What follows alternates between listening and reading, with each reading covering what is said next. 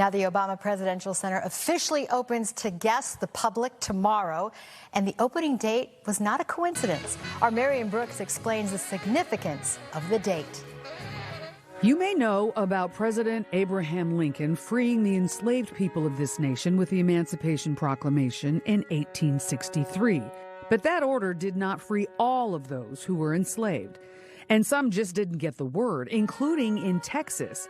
And that's even after the Civil War ended. The end of that did not necessarily mean that African Americans who had been enslaved knew that they were free, that African Americans were informed of their freedom by the people who had formerly been their owners and their masters. But on June 19, 1865, Major General Gordon Granger issued General Order No. 3 in Galveston, Texas, enforcing the Emancipation Proclamation. It said in part, "The people of Texas are informed that in accordance with the proclamation from the Executive of the United States, all slaves are free." Camera, action! Juneteenth has been celebrated by African Americans in Texas for years, less consistently throughout the country, but it was taken on as a mission by one Opal Lee.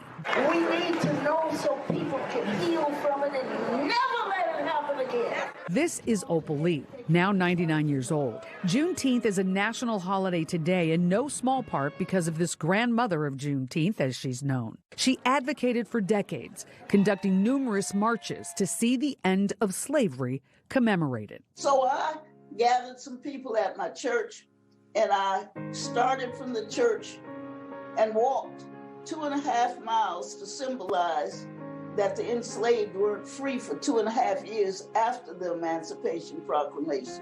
Her work was rewarded June 17, 2021, as President Joe Biden made June 19th, Juneteenth, a federal holiday. She was even nominated for a Nobel Peace Prize in 2022. I pinch myself every once in a while and to think of all the people who are responsible for making this day come true.